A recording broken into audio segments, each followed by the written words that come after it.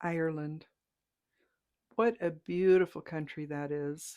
And I thought since JT and I just finished recording our weekly podcast and I was dressed appropriately for St. Patrick's Day, that I would discuss a little bit about my memories of Ireland because JT and I have been there twice. We took our first trip in 2016 in May. So we were there for the American celebration of Mother's Day. And really, mother is the reason that I feel such a strong kinship to Ireland because my mother was born and raised in Dublin. So I had wanted to go to Ireland for most of my life. And like I said, 10 years ago, JT and I went for the first time. So I was over 50 by the time we made that trip. And oh, my mother had already passed away at that point. So, as well as a lot of her siblings, I believe, as far as I'm aware, there are two of eight children surviving now of her generation, and they are the very youngest members of that generation. But also, those two kids no longer live in Ireland. One of them is in Scotland, and the other one is in the United States. So it is not uncommon for Irish people to leave Ireland. It was very common for many generations to leave Ireland because they needed to find opportunities elsewhere for various reasons. I won't go into the history. I think everybody has at least some idea of that. But my mother came over in 1960. She was, let's see, that would have made her 22 years old. So she was a young woman. And somehow or other, I am not sure of the entire story because as a kid, I heard bits and pieces, but you never really listen to your elders when they're talking, and you should. If you are a young person and you happen across this video, please take the time to talk to your parents and your grandparents and find out more about their lives because when they're no longer around, you can't ask them those questions anymore. So I know that she came to this country. I know that she lived in London for a while first. I believe one of her uncles, if I'm not mistaken, it was her mother's brother, was a tailor. I don't know if he would have been considered a tailor, but they were making, I believe, men's trench coats. And she learned a lot of sewing from that experience, obviously. So that was one of her skills. And she made a lot of my doll's clothes and my clothes as I was growing up. So she really enjoyed sewing. And I used to tell her that she should go back to school to, um, not necessarily sharpen up her sewing skills, but maybe learn some things in more detail than she had when she was younger. And she never felt that she could go back to school. She famously liked to say that she left school at 14, which I believe was common for kids in that era, and had to go to work to help support the all the rest of the family because like I said, I think there were 8 kids in total. There were 3 girls and 5 boys, something along those lines. And they started out in a very rough part of Dublin, which I did not know until I was much older and I was doing some genealogy. This did not come from my mother. I believe she probably moved out of the neighborhood well before she was aware that she was living in such a rough part of Dublin. And that area now is much nicer because I've actually been there, but they were living in tenements in that part of Dublin. And so seeing Dublin as an older adult, over 50 years old, after my mother had passed away, and remembering a few of the stories that she told as a child really put Ireland into perspective for me because I grew up in the United States and JT and I did live in Japan for 3 years. So we experienced other countries and in an intimate type of way because 3 years may not be a long time, but it's long enough to really get a feel of the culture that you're living in. Japan was wonderful. I love that as well, but I didn't feel the connection to Japan that I do to Ireland for obvious reasons. And Ireland just was always a dream of mine. So when JT and I finally went, I distinctly remember the plane landing. I remember that touchdown. The flight over was brutal because we did a nonstop from San Francisco to Dublin on Aer Lingus. And that also was exciting because I remember as a kid, my mom had an Aer Lingus travel bag. They had like these vinyl bags or something. I don't know if the airline gave them out or they sold them, but I was very excited to get on a plane with the Aer Lingus livery and be able to fly. I mean, the flight attendants had Irish accents, which I don't really hear, unfortunately, because I grew up around them. And that's kind of a strange thing is that I don't hear a lot of accents.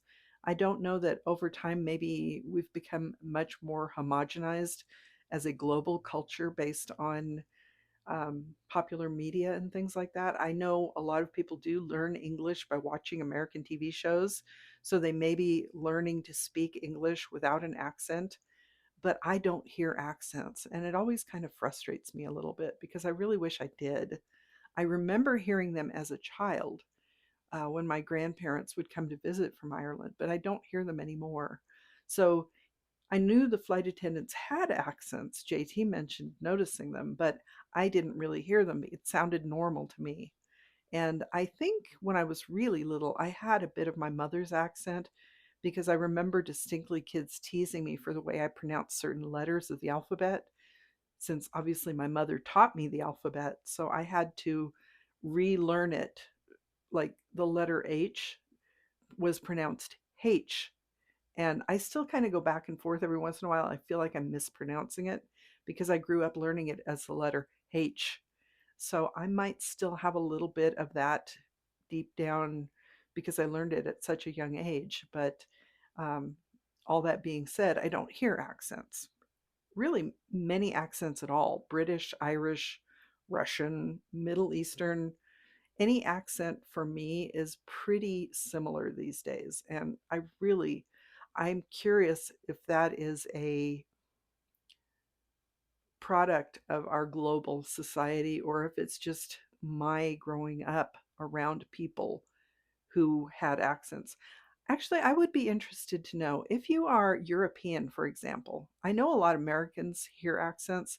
If you are European, European cultures, European countries are very close together, and people travel back and forth across boundaries quite often. If you are a European, do you hear the accents of your neighboring countries, or does everyone sound pretty much the same to you? I am honestly curious to know. So if you could please tell me, I would appreciate that because I'm wondering how much of this is me and how much of it is just normal to people of a certain demographic, maybe. Anyway, that's a tangent that I didn't mean to go off on, but getting back to Dublin. So we touched down in Dublin, and the Dublin always seemed like a huge city to me. It is actually a very large city. It's very cosmopolitan. There are people from a lot of different cultures in Dublin. So it was interesting being on street corners there and hearing all of the people speaking different languages because obviously I hear the languages, I just don't hear the accents.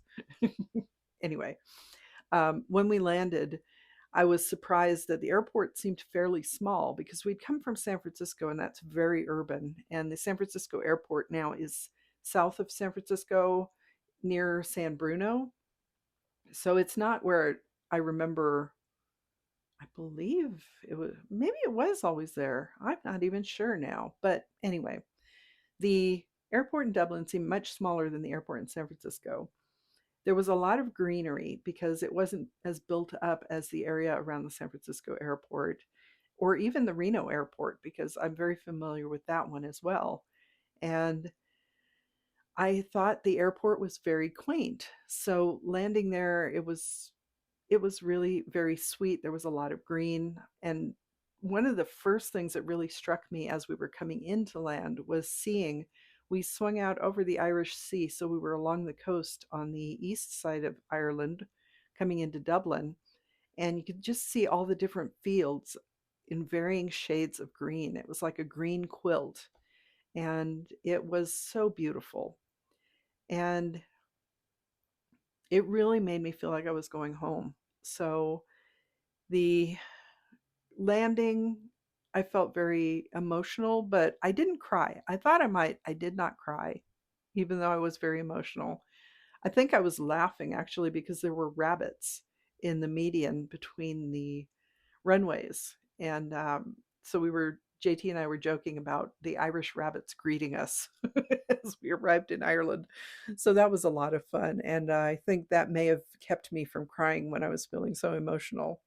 But, we got off the plane, we got a bus into Dublin to get to our hotel, and it was all very easy. And even though Dublin is a big city, it's very easy to get around because there are trains, there are a lot of buses. There you can walk to a lot of places even though there are long distances between them. And there's also the Luas. I'm not sure if I'm pronouncing that correctly. It's Luas. Luas. It's a light rail system. It's less like a train and more like a tram kind of thing on tracks. Very smooth. And I really enjoy going to other locations where there is a lot more public transportation because living in Japan, we used trains quite often because we did not really want to drive off base. The traffic in Japan was crazy. So we used trains a lot in Japan. And we were going around Ireland on trains as well. Because our first trip, we spent a couple of nights in Dublin. We were at the White Star Hotel. Then we had to transfer down so that we could go to Houston Station, if I'm not remembering incorrectly, because the hotel we were at initially was near the station where you caught the train to Belfast, but we were going to catch a train to Cork. So we went to Houston Station and caught a train to Cork. And I think on our first visit, we stayed at the Ambassador Hotel in Cork, if I'm not misremembering, because we've stayed in Cork twice. And it was up on a hill overlooking the city center. So it was a bit of a walk up and down the hill. When we first got there, we took a taxi from the train station to the hotel. So that was helpful because we had our luggage.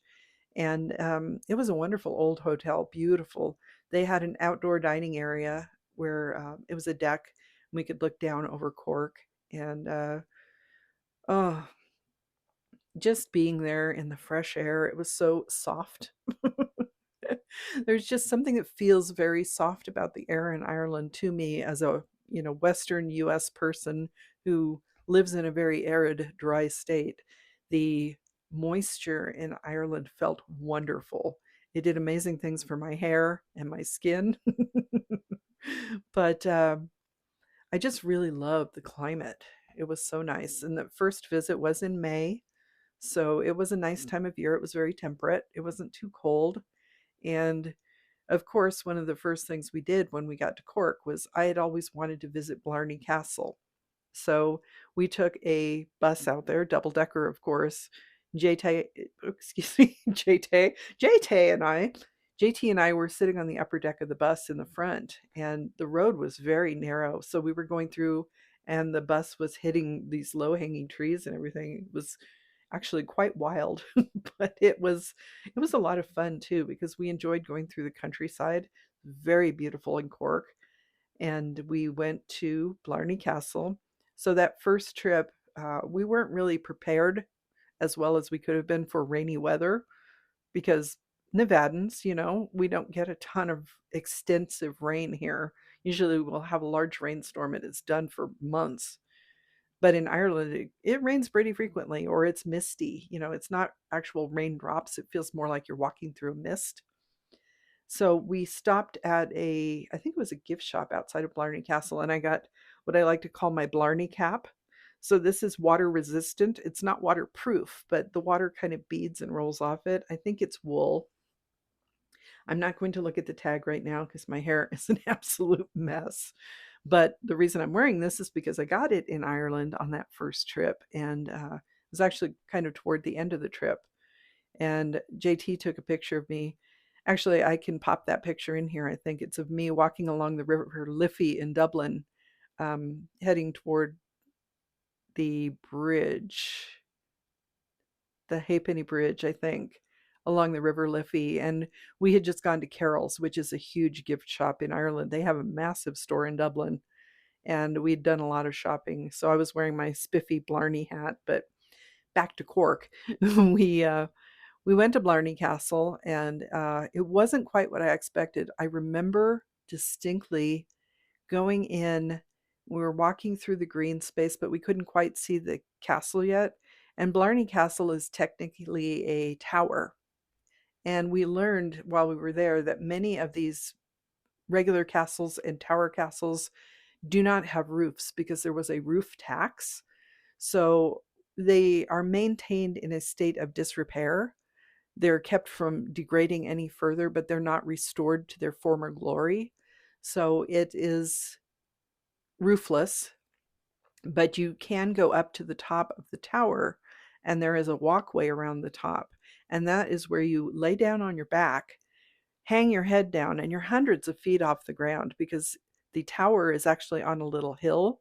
So when you're looking down, it happens so quickly you don't notice at the time. But when you're looking down, the ground is way down there, and you're just being held up by a person because they lay you down on it's like a car mat, like one of those rubber car mats that you put in there to protect your carpet in your car. They lay you down on one of those to protect you from the stone.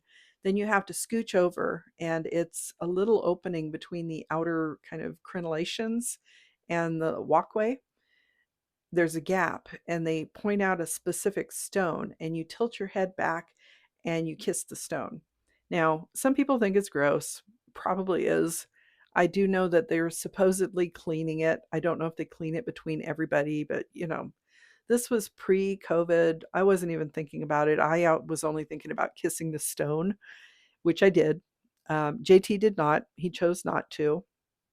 And I will say on our second trip, I kissed the stone again.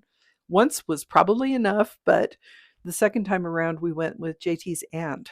And she did not want to do it either, but I figured, I'm here, I'll do it again. So,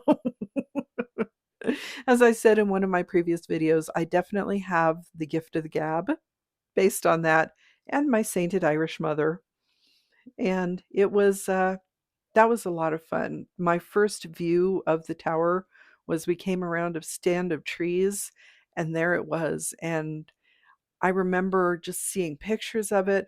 I used to get uh, little souvenirs from my grandparents when they visited, and they would bring me things like rock candy. It looks like a very thick candy cane without the hook on top. It's a kind of a candy that you suck on. It was very thick, and it was about, gosh, I want to say it was maybe 10 inches long or something. It was a big piece of candy, and it was called a rock from Knock, Ireland.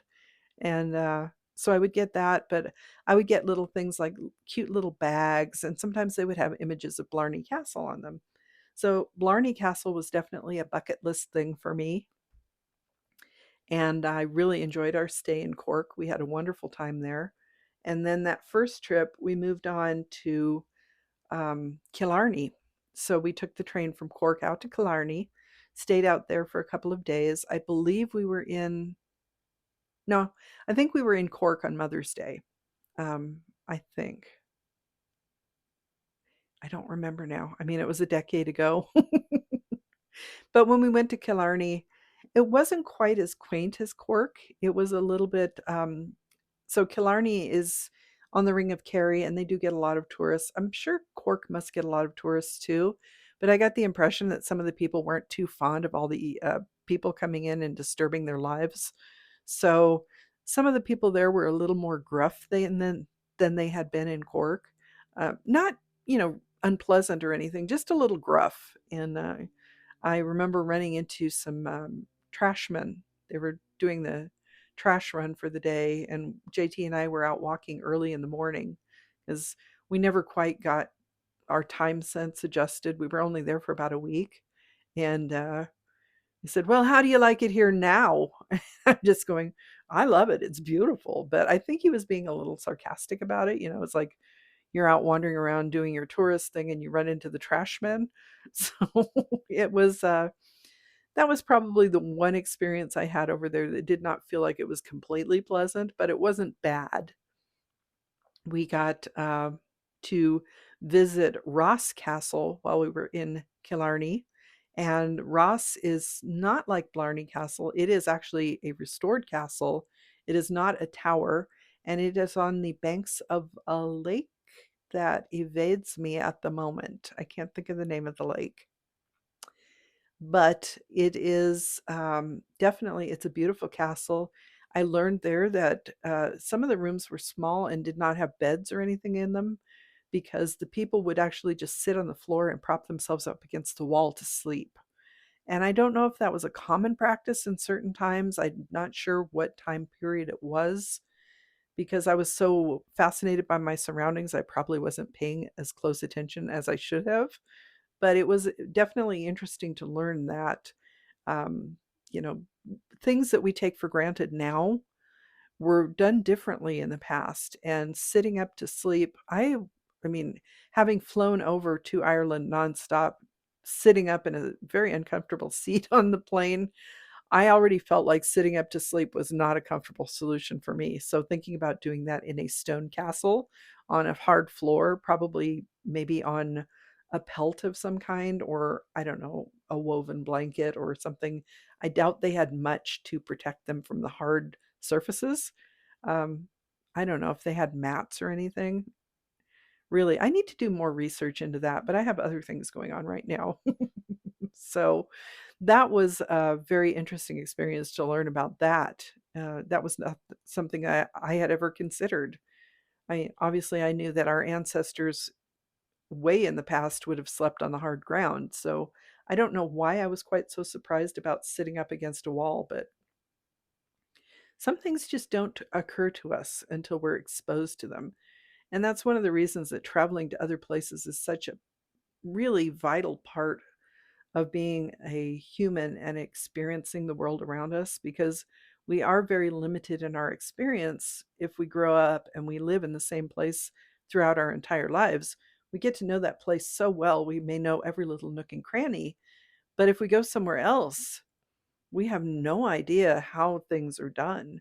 And especially if we live in one country and go to another one, the cultures may be very different. So, the Irish culture, I think, is a very relaxed one. It is a culture of storytellers and a very family oriented society. So, I know that based on my own upbringing.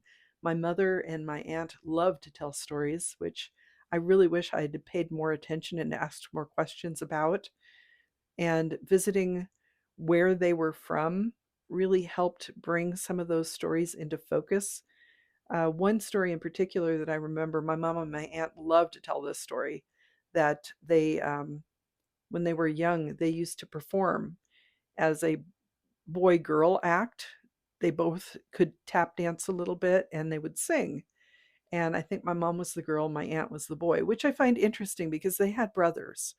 So I don't know what the brothers were doing. I know one of my uncles was a boxer for a time, um, just an amateur boxer, but he won some matches, I think, while he was boxing. But my mom and my aunt would go out and perform. And I thought they were maybe performing in little local venues, but after being in Dublin, I did a little research and I found that there are parts of Dublin where it's very common to do street busking, where you go out and actually perform on the street, which is not very common in a lot of parts of the US because I'm sure a lot of places have regulations against it. It can be very noisy, especially if it's drawing a crowd. I think it is allowed in Carson City in some places. I have seen someone who plays a guitar and sings kind of near the capital area sometimes, but I believe it's very common in places like Dublin. And I think, based on the stories my aunt and my mom were telling me, that they were not like traveling to different little theaters to perform. I think they were going down the street and they had learned a little bit of tap dance and they did a routine to a song called "Oh You Beautiful Doll." And they would sing and tap dance. So I know the song and I know a little bit of the footwork they did at the time, but I don't really have a lot of context. And going to Ireland, going to visit Dublin helped put that into a little bit better context for me. I think the next time we go to Ireland, because I'm sure we will go back at some point, um, I'm definitely going to be doing a little bit more research into my family in Dublin because I